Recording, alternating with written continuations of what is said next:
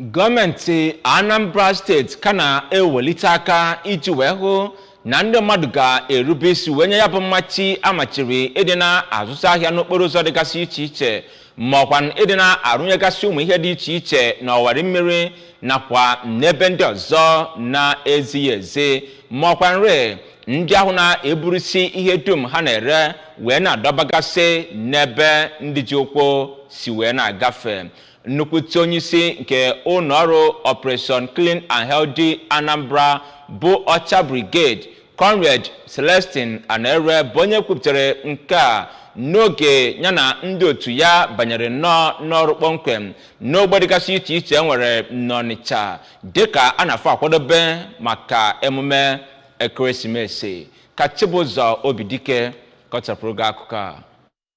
Oge ọ na-enye nkọwa ihe a ji wee bụrụ ahịa ndụ mmadụ nke ruru nde naira, Maazị Anere kwuru na ngalaba ahụ bụ nke dọgoro ndị mmadụ aka na ntị na ihe gbasara ile ahịa na okporo ụzọ, nke ịdọ aka na ntị ahụ bụ ihe ha nara eme. O kwusikwara ike na gọọmenti dị uchu ime ka e nwee ezi nchekwa na obodo Anambra yanakwa ime ka okporo ụzọ dị ka o kwesị. Dịkakwa ka onyeisi OCHIA Brigade si wee kọwa, ngalaba ahụ na-enwe mmekọrịta na ebe ndị ọrụ nchekwa vigilante nọ ime ka ewepụ nsogbu ndị mmadụ ile ahịa n'okporo ụzọ, nke na-egbochi ụgbọala na mmadụ ịfụ ụzọ ha si aga yanakwa ihe mberede dị iche iche ndị na-ele ahịa n'okporo ụzọ na-enyegara ndị na-agba n'okporo ụzọ, nke ọ gụpụtara ụzọ ahụ dịka Sokoto Road, Main Market, Onitsha Mosque Road, Bridgehead yanakwa ebe ndị ọzọ. O kwuru na mbọ ha na-agba bụ ha ịdị uchu ịfụ na enwere mkpocha na nzacha, ezi nchekwa yanakwa mbala ziri ezi nyegara ebe ndị Anambra nọ, ma yọkwa enyemaka ndị Anambra ime ka ọrụ gọọmenti na-alụ ịgbanwe Anambra pụta ihe kama ha anwa ịrapụ ngwa ahịa ha nyegara gọọmenti na oge ekeresimesi a.